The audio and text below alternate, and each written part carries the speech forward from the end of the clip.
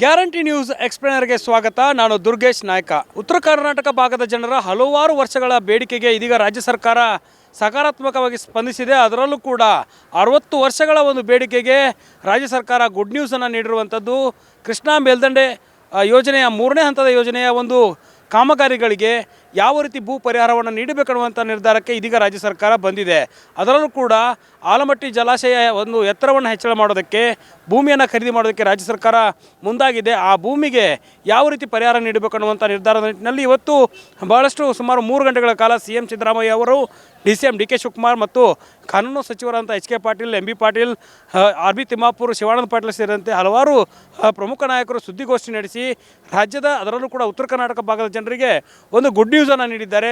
ಸಚಿವ ಸಂಪುಟ ಸಭೆಯಲ್ಲಿ ಎಲ್ಲ ಸಚಿವರು ಕೂಡ ಭಾಗಿಯಾಗುವ ಮೂಲಕ ಈ ಒಂದು ಕೃಷ್ಣಾ ಮೇಲ್ದಂಡೆ ಯೋಜನೆಗೆ ಖರೀದಿ ಮಾಡಲಾಗುವಂಥ ಭೂಮಿಗೆ, ಒಣ ಭೂಮಿಗೆ 30 ಲಕ್ಷ, ನೀರಾವರಿ ಭೂಮಿಗೆ 40 ಲಕ್ಷ ಪರಿಹಾರ ಕೊಡೋದಕ್ಕೆ ಇದೀಗ ಸಚಿವ ಸಂಪುಟ ಸಭೆ ಗ್ರೀನ್ ಸಿಗ್ನಲ್ ನೀಡಿದೆ.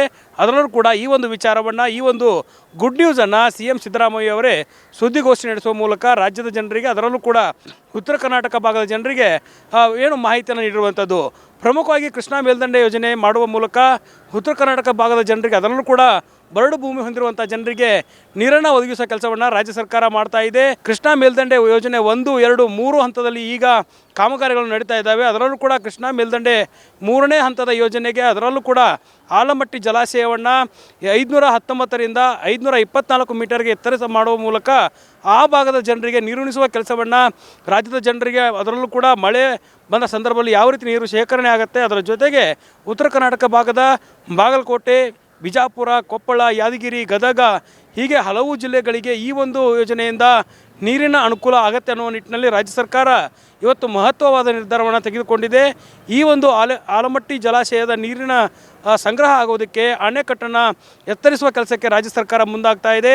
519 ಮೀಟರ್ ಎತ್ತರ ಇರುವಂಥ ಈ ಒಂದು ಅಣೆಕಟ್ಟು ಇದೀಗ 524 ಮೀಟರ್ಗೆ ಎತ್ತರಕ್ಕೆ ಒಳಗಾದರೆ ಸಾಕಷ್ಟು 75,000 ಎಕರೆ ಜಮೀನನ್ನು ಖರೀದಿ ಮಾಡಬೇಕಾಗತ್ತೆ. ಆ ಒಂದು ಖರೀದಿ ಮಾಡಿದಂಥ ಭೂಮಿಗೆ ಪ್ರತಿ ಎಕರೆಗೆ 40 ಲಕ್ಷ ರೂಪಾಯಿ ಪರಿಹಾರವನ್ನು ಕೊಡೋದಕ್ಕೆ ರಾಜ್ಯ ಸರ್ಕಾರ ಮುಂದಾಗಿರುವಂಥದ್ದು.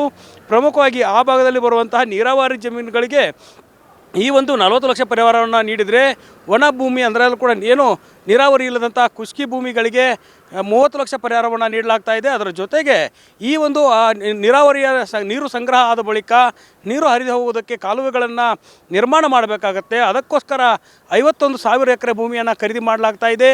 ಈ ಒಂದು ಭೂಮಿಗೂ ಕೂಡ ಪರಿಹಾರವನ್ನು ರಾಜ್ಯ ಸರ್ಕಾರ ಘೋಷಣೆ ಮಾಡಿರುವಂಥದ್ದು. ಯಾಕಂದರೆ ಈ ಒಂದು ನೀರು ಸಂಗ್ರಹವಾದ ಮೇಲೆ ನೀರು ಯಾವ ರೀತಿ ಹಳ್ಳಿಗಳಿಗೆ, ಅದರಲ್ಲೂ ಕೂಡ ಬಾಗಲಕೋಟೆ, ಬಿಜಾಪುರ, ಗದಗ, ಈ ಕೊಪ್ಪಳ, ಬೆಳಗಾವಿ ಈ ರೀತಿಯ ಜಿಲ್ಲೆಗಳಿಗೆ ಹರಿದು ಹೋಗಬೇಕಾಗತ್ತೆ. ಆ ನಿಟ್ಟಿನಲ್ಲೂ ಕೂಡ ಕಾಲುವೆಗಳ ನಿರ್ಮಾಣ ಮಾಡಬೇಕಾದಂಥ ಅತ್ಯವಶ್ಯಕವಾದಂಥ ಕಾರ್ಯ ಆಗಬೇಕಾಗಿರೋದ್ರಿಂದ 51,000 ಎಕರೆ ಭೂಮಿಯನ್ನು ಖರೀದಿ ಮಾಡಲಾಗ್ತಾ ಇದೆ. ಈ ಒಂದು ಭೂಮಿಗೂ ಕೂಡ ರಾಜ್ಯ ಸರ್ಕಾರ ಪರಿಹಾರವನ್ನು ನಿಗದಿ ಮಾಡಿದ್ದು, ನೀರಾವರಿ ಜಮೀನಿಗೆ 30 ಲಕ್ಷ ರೂಪಾಯಿಯನ್ನು ನೀಡ್ತಾ ಇದೆ. ಅದರ ಜೊತೆಗೆ ಒಣ ಭೂಮಿ ಅಂದರೆ ನೀರಾವರಿ ಇಲ್ಲದಂಥ ಭೂಮಿಗೆ 25 ಲಕ್ಷ ಪರಿಹಾರವನ್ನು ನೀಡ್ತಾ ಇದೆ. ಇದರ ಜೊತೆಗೆ ಈ ಒಂದು ಜಮೀನುಗಳಲ್ಲಿ ಹಾದು ಹೋಗುವಂಥ ನೀರು ಆ ಒಂದು ಫಲಾನುಭವಿಗಳಿಗೂ ಕೂಡ ಸಿಗುವಂಥ ವ್ಯವಸ್ಥೆಯನ್ನು ರಾಜ್ಯ ಸರ್ಕಾರ ಮಾಡ್ತಾ ಇದೆ. ಇನ್ನು ಈ ಒಂದು ಏನು ಜಲಾಶಯ ಬರುವಂಥ ಸಂದರ್ಭದಲ್ಲಿ ಸಾಕಷ್ಟು ಜನರನ್ನು ಪುನರ್ವಸತಿ ಮಾಡಬೇಕಾಗತ್ತೆ.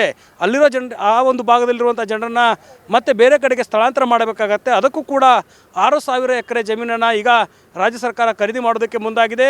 ಒಟ್ಟಾರೆ 1,33,000 ಎಕರೆ ಜಮೀನನ್ನು ರಾಜ್ಯ ಸರ್ಕಾರ ಖರೀದಿ ಮಾಡೋದಕ್ಕೆ ಮುಂದಾಗ್ತಾ ಇದ್ದು, ಈ ಒಂದು ಜಮೀನಿಗೆ 40 ಲಕ್ಷ, 30 ಲಕ್ಷ, 25 ಲಕ್ಷ ಮತ್ತು 30 ಲಕ್ಷದಂತೆ ದರ ನಿಗದಿ ಮಾಡಿದೆ. ಈ ಒಂದು ದರವನ್ನು ರಾಜ್ಯ ಸರ್ಕಾರ ನೀಡೋದಕ್ಕೆ ಮುಂದಾಗಿದ್ದು, ರೈತರು ಇದನ್ನು ಯಾವ ರೀತಿ ತೆಗೆದುಕೊಳ್ತಾರೆ, ಅದರಲ್ಲೂ ಕೂಡ ರಾಜ್ಯ ಸರ್ಕಾರದ ಮುಂದೆ ಇದ್ದಂಥ ಈ ಒಂದು ಹಲವಾರು ವರ್ಷದ ಬೇಡಿಕೆ ಈಗ ಈಡೇರತ್ತ ಅನ್ನೋದು ಕೂಡ ಪ್ರಶ್ನೆ ಮೂಡ್ತಾ ಇರುವಂಥದ್ದು. ಇದಕ್ಕೆ ಆ ಭಾಗದ ಜನರು ಯಾವ ರೀತಿ ಸಕಾರಾತ್ಮಕವಾಗಿ ಸ್ಪಂದನೆಯನ್ನು ಮಾಡ್ತಾರೆ ಅನ್ನೋದನ್ನು ಕೂಡ ಕಾದು ನೋಡಬೇಕಾಗತ್ತೆ. ಈಗಾಗಲೇ CM ಸಿದ್ದರಾಮಯ್ಯ ಅವರು ಆ ಭಾಗದ ಶಾಸಕರು, ಸಚಿವರು ಮತ್ತು ರೈತ ಸಂಘಟನೆ ಮುಖಂಡರ ಜೊತೆಗೆ ಸಭೆಗಳನ್ನು ಮಾಡಿದ್ದಾರೆ. ಹಲವಾರು ಬಾರಿ CM ಸಿದ್ದರಾಮಯ್ಯ ಅವರು ಮತ್ತು DCM DK ಶಿವಕುಮಾರ್ ಅವರು ಸಭೆಯನ್ನು ಮಾಡಿ ಇದೀಗ ಒಂದು ಯೋಗ್ಯವಾದ ದರವನ್ನು ನಿಗದಿ ಮಾಡಿದ್ದೇವೆ ಅನ್ನುವಂಥ ಮಾತನ್ನು ಹೇಳ್ತಿದ್ದಾರೆ. ಆದರೆ 2023ರಲ್ಲಿ ಇದೇ ಹಿಂದಿನ ಸರ್ಕಾರ, ಅದರಲ್ಲೂ ಕೂಡ ಬೊಮ್ಮಾಯಿಯವರ ಸರ್ಕಾರ ಈ ಒಂದು 1 ಎಕರೆ ಪ್ರದೇಶಕ್ಕೆ 20ರಿಂದ 24 ಲಕ್ಷ ರೂಪಾಯಿಯನ್ನು ಘೋಷಣೆ ಮಾಡಿತ್ತು. ಹೀಗಾಗಿ ಯಾವುದೇ ರೈತರು ಕೂಡ ಈ ಒಂದು ಭೂಮಿಯನ್ನು ಕೊಡೋದಕ್ಕೆ ಮುಂದಾಗದೆ ಸಾಕಷ್ಟು ನಿರ್ಲಕ್ಷ್ಯವನ್ನು ಮಾಡಿದರು. ಅದರ ಜೊತೆಗೆ ವಿರೋಧವನ್ನು ಕೂಡ ವ್ಯಕ್ತಪಡಿಸಿದರು. ಇದಾದ ಬಳಿಕ ಇದೀಗ ರಾಜ್ಯ ಸರ್ಕಾರ ಮಹತ್ವವಾದ ನಿರ್ಧಾರವನ್ನು ತೆಗೆದುಕೊಂಡಿದೆ.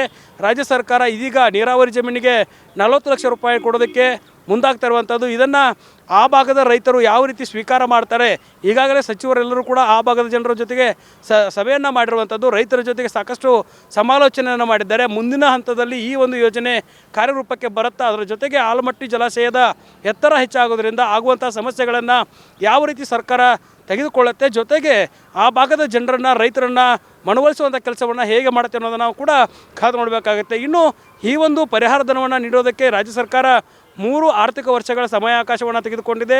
ಈಗಾಗಲೇ ಈ ಒಂದು ವಿಚಾರಕ್ಕೆ ಸಂಬಂಧಪಟ್ಟಂತೆ ಕೋರ್ಟ್ನಲ್ಲೂ ಕೂಡ ಕೆಲವೊಂದಿಷ್ಟು ವಿಚಾರಗಳಿರೋದ್ರಿಂದ ಆ ಒಂದು ಕಾನೂನು ಹೋರಾಟ ಕೂಡ ಒಂದು ಕಡೆ ಮುಂದುವರಿಯುವಂಥದ್ದು. ಅದರ ಜೊತೆಗೆ ರೈತರಿಗೆ ಆಗಬೇಕಾದಂಥ ಅನುಕೂಲ, ಜೊತೆಗೆ ರೈತರು ಭೂಮಿಯನ್ನು ಕೊಟ್ಟರೆ ಅವರಿಗೆ ಆ ಒಂದು ಭೂಮಿಗೆ ಅನುದಾನವನ್ನು ಯಾವ ರೀತಿ ಒದಗಿಸಬೇಕು, ಅದರ ಜೊತೆಗೆ ಪರಿಹಾರ ಕಾರ್ಯವನ್ನು ಯಾವ ರೀತಿ ನೀಡಬೇಕು ಅನ್ನೋ ನಿಟ್ಟಿನಲ್ಲಿ ರಾಜ್ಯ ಸರ್ಕಾರ ಮುಂದಿನ ದಿನಗಳಲ್ಲಿ ಒಂದು ಆಯೋಗವನ್ನು ರಚಿಸಿ ಅದರ ಜೊತೆಗೆ ಒಂದು ಅಪ್ಪರ ಭದ್ರಾ ಯೋಜನೆಗಾಗಿ ಸಮಿತಿಯನ್ನು ಕೂಡ ರಚನೆ ಮಾಡುವಂಥದ್ದು ಬಹಳ ಮುಖ್ಯವಾಗಿದೆ. ಹೀಗಾಗಿ ರಾಜ್ಯ ಸರ್ಕಾರ ಸಚಿವ ಸಂಪುಟ ಸಭೆಯಲ್ಲಿ ಮಹತ್ವವಾದ ನಿರ್ಧಾರವನ್ನು ತೆಗೆದುಕೊಂಡಿದೆ.